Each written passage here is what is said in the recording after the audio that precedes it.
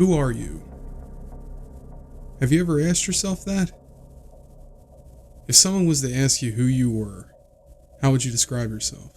Would you start with your height, your weight, your age, complexion? Or would you start with where you work, or how often you work out, or your favorite foods to eat? Who we are varies from person to person, in order of what traits we think are important, but I've never heard anyone introduce themselves through their political dogma. I've heard people describe themselves as Christians, Muslims, and one time a guy at a rave on ecstasy told me he was a humanist. But I've never heard anyone say their political affiliation when introducing who they are to new people. Political affiliation, in fact, may never even come up in a first meeting. The conversation will likely stick to inoffensive topics like the weather or ball-oriented sports. Politics is just one of those topics that make people feel uncomfortable. As a result, people ease you into that part of themselves in tiny hints over time as you engage in a game of spy versus spy with every new person you meet, both sides trying not to show their hand early. This is the real world, the world of meat, bone, gristle, and hair.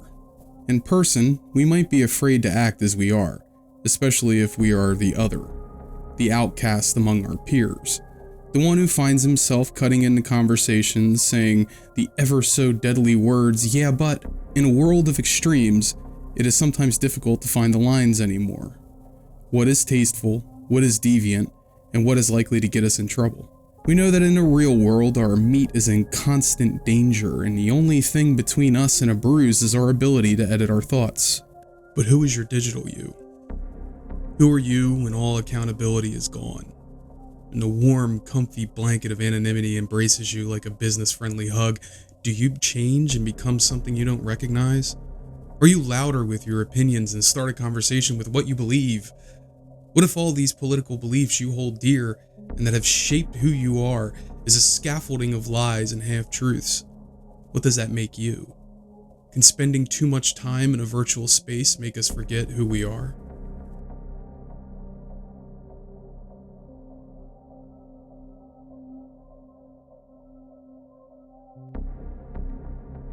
Many of us wear various masks throughout life.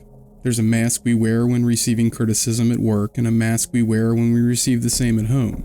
We may be fiscally conservative in our politics, yet pay for our friends' dinner in a communal, socialist kind of way. On the internet, where no one else knows your real name, people are free to become whatever they want.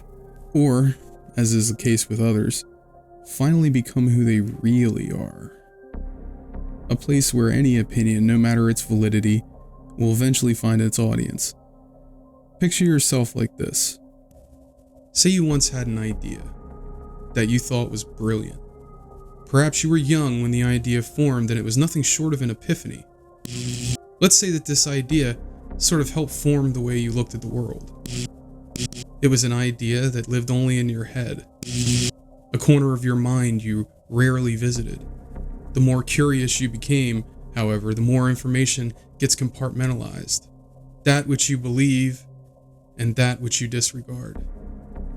In our search for meaning on this tiny ball of dirt and water, we eventually find that there is a place for everyone. Soon you find that other people think the way that you do, and that little closet you used to store all that stuff you rarely thought about is so full now that you can't shut the door anymore, and all those thoughts come spilling out into your mind. Now, anytime you go from thought to thought, you step over those ideas, and every time you see them, you think about what they mean to you. The thing that used to live in a laughably small part of your brain is now spread everywhere, all over the floor, forcing you to move slowly through your brain. You're constantly distracted by those thoughts, to the point where it's all that you can think about. Soon in the meat world, you're telling friends at work things you normally kept to yourself. And you notice that people stop talking when you come around. People start to hold out their hand when you talk as if to tell you to stop. The meat world and the digital world are bleeding into one another. The mind is brought into conflict with itself.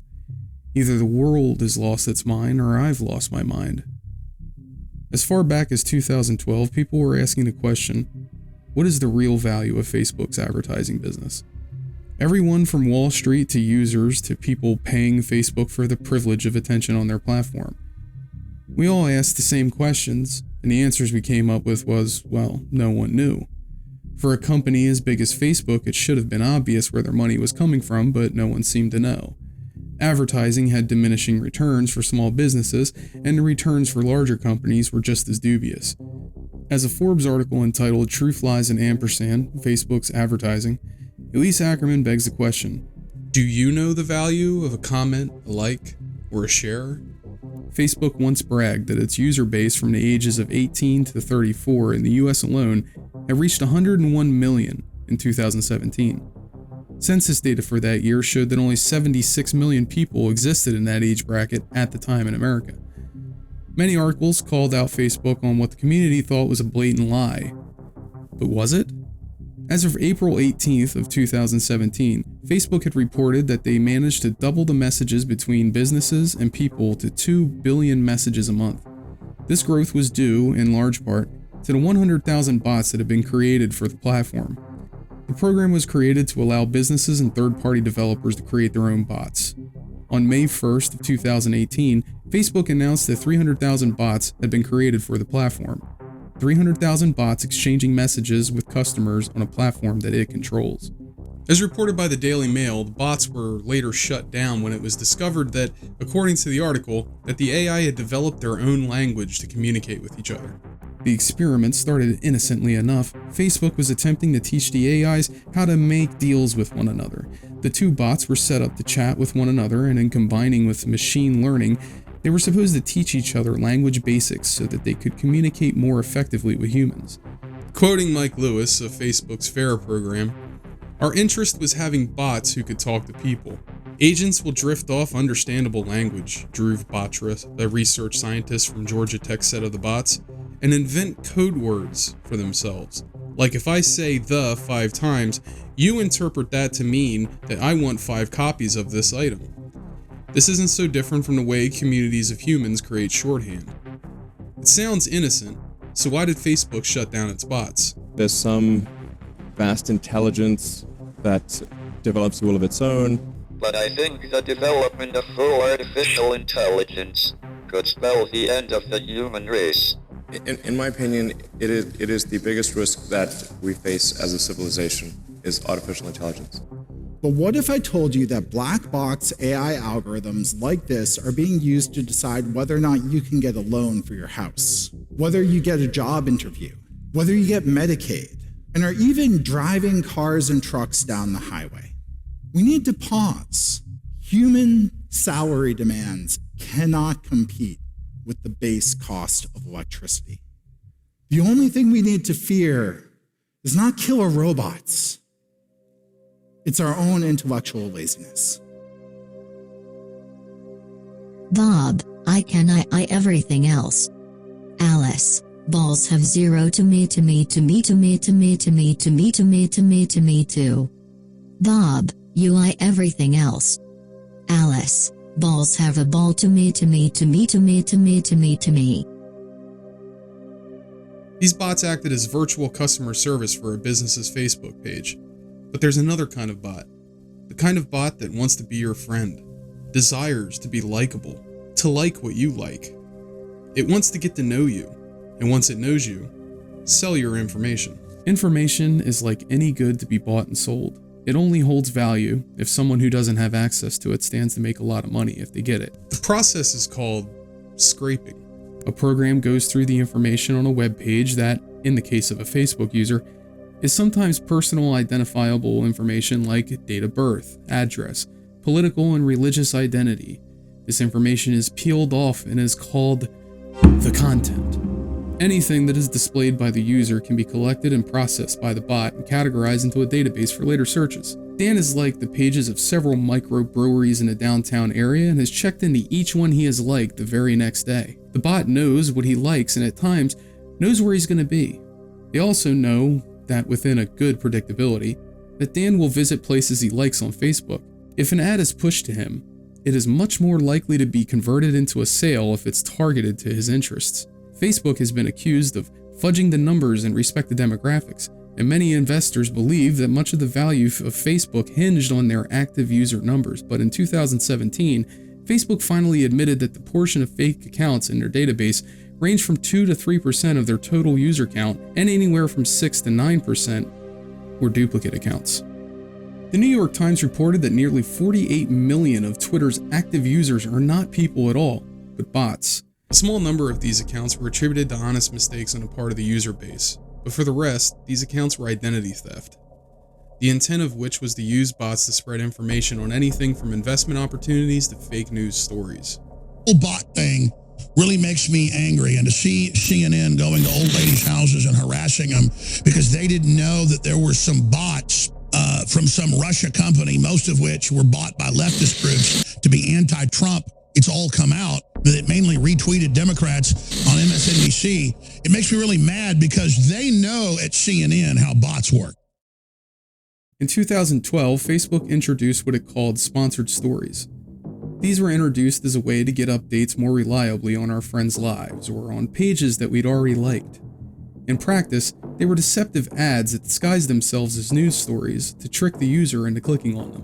When these ads went live, Facebook saw a hockey stick-like rise in its profit margin. Facebook buried deep within its end-user agreement that it reserved the right to use your photos to endorse products to your friends that you had previously liked.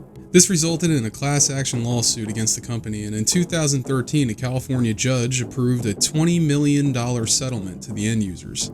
According to an Atlantic article, these new ads were 46% more effective than the old style of ads. Elise Ackerman of Forbes wrote in an article titled Truth, Lies, and Ampersand, Facebook Advertising. The first thing that you want to do is identify your audience, not the friends and acquaintances of your audience. Someone who went to high school with someone else isn't necessarily going to share the same professional interests, taste in food, or even the same socioeconomic class.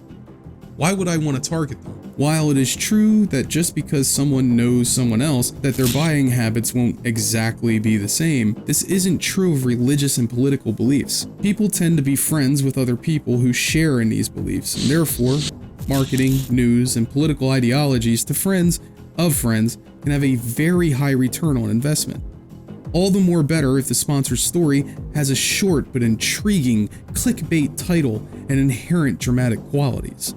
In the American Press Institute's study on how Americans got their news, a single sentence stood out of the exhaustive study stating that 4 out of 10 people actually read past the headline on news subjects from the week. The irony of this is that this article was being shared to millions of Facebook users who proceeded to prove the article right, or wrong depending on how far you read. The article ends by stating that the more complex an issue is, the less likely it is to break through. The article without graphs is under a page long. The most striking data described in this study was that of the news source that Americans gravitated towards, and the trustworthiness of those sources as according to those studied. The most used news sources here are from news organizations with word of mouth ranking just below it. Another graph shows the source and how trustworthy the participants of the study felt the source was. What is striking about this data is that the electronic news alerts are among some of the most trusted sources in the study, with direct news from known and established organizations coming in at about 7% lower.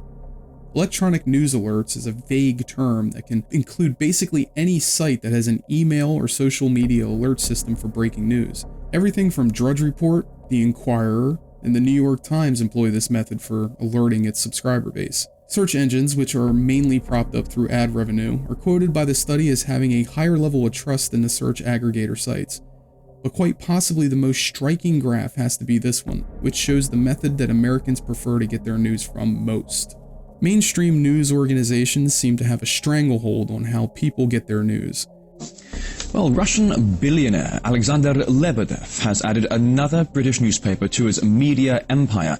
You're keeping Fox News, Fox Business, the Wall Street Journal, the New York Post. Gannett has purchased all but one of Tennessee's major newspapers. The company is buying Journal Media Group, which owns the Knoxville News Sentinel and the Memphis Commercial Appeal. Back in 1983, approximately 50 corporations controlled the vast majority of all news media in the United States. Today, ownership of the news media has been concentrated in the hands of just 6 incredibly powerful media corporations. The fact is that the Fourth Estate plays a vitally important role in our society, and I think too many people have forgotten that and just worried about the profitability of the Fourth Estate. Do you like the feeling of power you have as a newspaper proprietor, of being able to sort of formulate policies for a large number of newspapers in every state of Australia? Well, there's only one honest answer to that, of course, and it's yes. Of course one enjoys the feeling of power. In the film Manufacturing Consent, Noam Chomsky had this to say about the media at large. There was a fear that it would lead to independence or Russian influence or whatever. After the Indonesians invaded, the coverage dropped. There was some, but it was strictly from the point of view of the State Department and Indonesian generals, never a Timorese refugee. If news organizations intentionally leave out info or allow guests to muddy the waters, then that means the number one source of news for Americans is at times detrimental, or at best, an active public relations branch of the United States government. Fake news is getting trickier to spot, and those that are very familiar with how internet addresses work and have seen a WordPress template before are likely to be able to tell the difference between the real news and fake news. According to CO.AG of The Verge, on Google's search page, the false article about Trump's popular vote win, published on a website with the generic URL 70news.wordpress.com, looks just like a piece from the New York Times or Bloomberg. It has the bare basics of a headline, prominent thumbnail image, publish date, and source. The difference between the two is the result of AMP, an HTML framework that Google created to make mobile pages that load faster. It also caused the 70 News piece to be aggregated into a top news carousel. It's posited that the average viewer from Facebook might not even make it to the main page a news story is hosted on, so not only is the source of the article partially obscured by social media, but the trustworthiness of the article is also not known. You might think this would give users pause when sharing this information, but the data doesn't back up this assertion. In an MIT study from Sarush Vasohi, Deb Roy, and Sanal Aral called The Spread of True and False News Online, data was collected on Twitter from 2006 to 2017. The data comprises 126,000 cascades of news stories spreading on Twitter, tweeted by about 3 million people. The study used 6 independent fact-checking organizations to determine the truth or falsehood of any given story. Enlightened by this data, the study found that fake news stories penetrated and spread at a much faster rate than true news stories. In fact, false stories were 70% more likely to be retweeted than the truth. Robinson Meyer of The Atlantic said in their article on the research that Sarush Vasohi made a truth machine, an algorithm that could sort through torrents of tweets and pull out the facts most likely to be accurate from them. Unfortunately, this computer intelligence is a byproduct of programming and the logic of a brain, which comes with a host of baggage, including an incomplete understanding of itself, and the bias that comes from a reality that is heavily influenced by our own personal experiences. Sarush even questioned in this article whether it was even possible to create an intelligence able to tell the truth from falsehood. What is truth? And how does a computer know what truth is? Truth is a puzzle. We spread the pieces out on a table, and with both close and distant friends and family, we put the truth together through sharing, retweets, and conversations. We piece together an image of a story, one article at a time. But maybe there's something we haven't considered. Maybe because everything looks like clickbait, nothing seems like real news. But what if your reality were strung together from loosely correlated narratives with their own living, breathing agendas? John Podesta served as White House Chief of Staff to President Bill Clinton and as a counselor to President Barack Obama. But he may be more well known for his email. The narrative surrounding the email shifted and oscillated, but it seemed to go something like this. A hacker group called Fancy Bear was able to break into John Podesta's email and collect the entire mailbox worth of messages, which were then disseminated by WikiLeaks in both small and large leaks over the span of a year. An election year. The United States Special Counsel identified Fancy Bear as Russian, and even identified the GRU units that they were a part of, Unit 26165 and Unit 7455. What's that? No opinions on that. He's No. just putting out facts. Yeah, actually, he's been criticized by the likes of Ed Snowden for not taking out the MasterCard numbers. Yeah.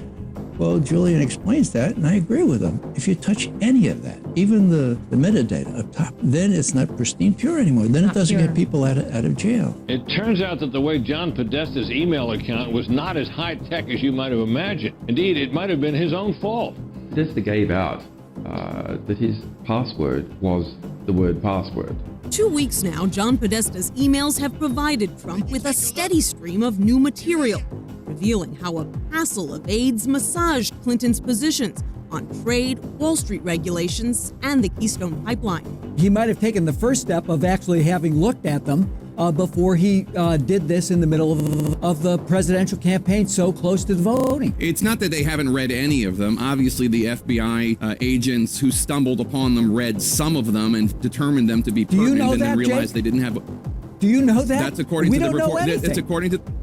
I'm telling you. Take a step back and say how we got here, which is that the Russians, as the U.S. senior members of the U.S. government confirmed, have been hacking into Democratic accounts, and now they've hacked into my account. Our source is not the Russian government, and it is not a state party.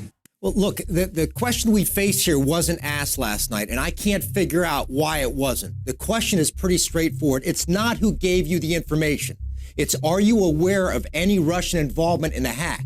WikiLeaks has released nearly 20,000 emails from the party's governing group, and they reveal that the National Committee's been busy mudslinging at opponents and even its own members. What really ended up happening was the fruits of the hacking activity that was carried on, including of my personal email account, by Russian intelligence, was weaponized. It was used to damage Hillary Clinton and to help elect Donald Trump. After this newscast, I'm resigning. Very quiet in the newsroom, as I recall, and the news director, when I walked out of the studio, said, "Liz, can I have a word with you?" The pressure kind of comes in many forms. I'd say there's at any company, there's that pressure where you want to please your bosses. You want to please upper management. And the guys that ran the place were Russian. The money is coming from the Kremlin in some form.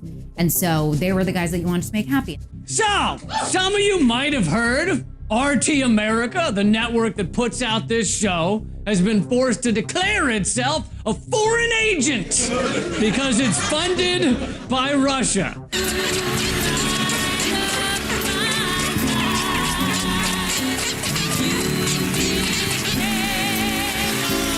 Thank you for that tribute to John McCain's legacy. Now back to fat guys and dolphin masks.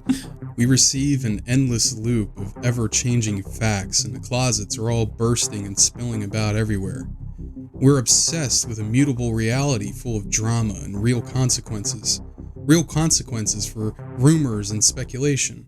In politics, like a sparring match, no one wants to commit to any one punch too much lest they leave their chins out in the open for counterattack. Take the curious case of Nazis and the very real robocalling they employed against Andrew Gillum, the Democratic nominee for governor in Florida, and full-time black man. The politics game is all about seizing an opportunity to strike at your opponent. But Andrew Gillum took on a different tact when talking about dog whistles, and he only groups of people with hearing sensitive enough to hear it. He is an articulate spokesman for those far-left views, and he's a charismatic candidate. The last thing we need to do is to monkey this up by trying to embrace a socialist agenda. Monkey this up. What does that mean to you? Ron DeSantis backpedaled predictably, trying to force some distance between himself and his own comments, but the whistle was blown and the dogs came howling at the fence. Automated calls went out to voters in Tallahassee with someone pretending to be Andrew Gillum using an exaggerated minstrel voice with sounds of the jungle playing in background. The message was anything but subtle, and this came shortly after Ron DeSantis' dog whistle comments. These robocalls were orchestrated by a group from Sandpoint, Idaho called the Road to Power, a gaggle of white supremacists led by one Scott Rhodes. This group has been linked to various robocalls in Charlottesville, Virginia, Oregon, and California. Again, Andrew Gillum did everything short of call DeSantis what he is, an opportunist willing to employ the likes of people who are truly and deplorably racist. In politics, Democrats seem to believe that the best offense is a good defense, whereas Republicans believe that the best offense is offense. While Andrew Gillum does not want to focus on race, he has no choice, and while he likely feels that good old boy Ron is a closet racist, neither Ron nor Andrew wishes to commit publicly to their version of the truth. To commit to your truth is to hold yourself responsible for the ideas that those truths contain, and any idea can be twisted into something ugly. If you don't commit to an idea, no one can call you out on it. No one can know what you truly stand for. You become a non-entity, a floating head in a black box spouting words that don't really mean anything. Would you repeal this? Well, it would be overtaken by events, if you will, by virtue of my putting in place a long-term solution. I won't keep on about this, but just to make sure I understand, would you leave this in place while you worked out a long-term solution, or would you just repeal it? We'll look at that. We'll look at that setting as we reach that. Got to run, but you can't tell me today whether he would leave that in place. What I'm telling you is all of these are subject to review and repeal. NRCC fundraise off of your efforts with the select committee? Our focus is on getting the answers to those families who lost their loved ones, period. But should the NRCC, they're fundraising off of it right now, is that Our focus is getting the truth for these 4 families and for the American people. But the campaign committee, which you are very involved in, is fundraising off of this. Why is that happening? Our focus is on getting the truth for the American people and these 4 families. Was she disappointed that the president didn't act when the line was crossed? I think you'd have to ask her about that question, how she would characterize well, you're here to speak feelings for her, Robbie, so you haven't discussed that at all? Since you attack CNN, can I ask you a question? John Roberts, go ahead, John. Can I ask you a question? No. John Roberts, go ahead. CNN's fake news. I don't take questions. I don't take questions from CNN. CNN is fake news. I don't take questions from CNN. John Roberts of Fox. When insurmountable truth contradicts what we think we know as fact, the mind doubles down on a belief and is emboldened by it. Edgar M. Welch was arrested in 2016 when he marched into a pizzeria in Washington with an AR-15. He intended to free children from the basement of a pizzeria. He believed these children to be victims of a child sex trafficking ring led by none other than Hillary Clinton. Welch was arrested, and at the time of his imprisonment, he was interviewed by the New York Times about who he was, why he did what he did, and if he had any regrets. His responses were telling of a special kind of delusion that I call placebo enlightenment. The patient ingests the falsehood, and because the falsehood is given to him by someone in a lab coat, the patient believes the lie as truth, and the world around him begins to fit the narrative he's been fed. When asked what he thought when he discovered there were no children in the pizzeria, he responded by saying, "The intel on this wasn't 100%. Even in prison, he refused to dismiss the claims. Armed with what he knew, his mind had constructed a wall keeping out conflicting evidence. Another case of resistance to truth, perhaps, or a placebo truth manifesting symptoms all around him. When asked about himself, he said that he did not believe himself to be a conspiracy type, but did watch Alex Jones and believed that the 9/11 attacks needed to be looked into further. This is a case of doublethink. He believes that 2 mutually contradictory beliefs can be true. His mind exists in a state of denial. They hide behind Twitter hashtags, Facebook ads, and fake news stories. They're the work of bots and trolls, and one of the most skilled countries at deploying them is Russia. The infamous so-called Russian trolls have finally revealed themselves in a series of tongue-in-cheek video confessions. They say they were the ones who influenced the US presidential election. St. Petersburg's notorious troll factory is finally giving up its secrets thanks to a few brave former workers such as Vitaly Bespalov. I figured out early that the main goal was to create a picture of the world and the internet that mirrored what was being shown on Russian television. If you look at the indictments of the Russians who were involved in this influence campaign, these very clever Russian operatives have been infiltrating social media in the United States in an effort to set people against each other and also to elect Donald Trump. But when you look at what they actually did, you will start to see that is a big exaggeration. That's the thesis. You want us to cover Pizzagate? We have covered it. We are covering it. And all I know is God help us. We're in the hands of pure evil. I love how the fake news is saying we're fake news. And they're specifically crapping themselves over Pizzagate. And their answer is to say it's all fake. Everyone knows, of course, Hillary's belief that it takes a village, which only makes sense, after all, in places like Haiti, where she's taken a number of them. This is Pizzagate. If you haven't heard of it, you probably didn't get that joke. It started with what turned out to be a bogus news story suggesting that Bill and Hillary Clinton were running a sex ring out of a Washington, D.C. pizza parlor. The whole thing turned truly frightening when a man showed up at that pizza parlor with a gun 2 weeks ago, demanding to know more. And now this has become the center of a national debate over fake news. What do all of these people have in common? They died mysteriously after being linked to the pedogate conspiracy. Whistleblowers, researchers, investigators, and even weak links that are liable to leak. Whether you believe in the conspiracy or not, there is no denying that strange things happen to those who get too involved. We're talking an international child enslavement and sex ring. The next day, the bogus claim was picked up by a website called yournewswire.com, message boards like 4chan and Reddit, right-wing blogs, and several pro-Trump websites. InfoWars' Alex Jones, a far-right web host, posted a YouTube video seen almost 500,000 times. When I think about all the children Hillary Clinton has personally murdered and chopped up and raped, I have zero fear standing up against her. Including a photo of a young girl with her hands taped to the ping pong table. Alefantis says the child is his goddaughter and the picture was very innocent. And this picture, that conspiracy theorists decided must be the secret basement where children are locked up. But in fact, it's from a restaurant Alefantis considered leasing, and Comet Ping Pong doesn't even have a basement. My idea with building an AI for Roman was like, how do I make people that never even met him get a little feel of what kind of person he was? And I wanted for the bot to show this, and if anyone could feel it through even this simple first-generation pod that we created there, I guess I made my point or told the story in the right way.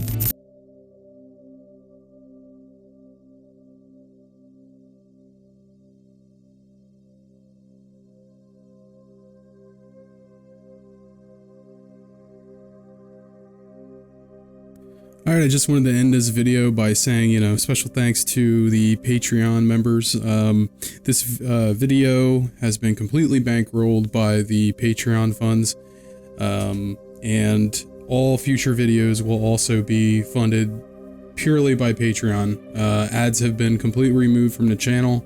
I did this for a couple of reasons, one of which was they kept getting copyright claimed, and two, I just don't like ads. I'm pretty sure you don't like ads, so let's work to get rid of ads together.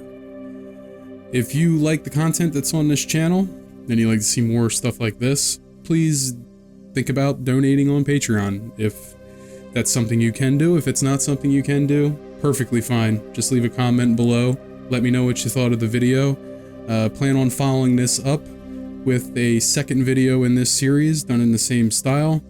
These videos take a lot of work, so do me a favor and share this as much as you can. Get it out there on social media. Let's kind of try to reverse the mindfuck that Facebook and Twitter have been out there contributing to. And if you didn't like this video, make sure you leave a comment below and let me know why, because honestly, that's just as helpful as a, hey, thanks, dude. Also, I want to give a special shout out to CO.AG Music, or also probably known as CO.AG Music. I discovered this guy on YouTube, and I think his music is fantastic.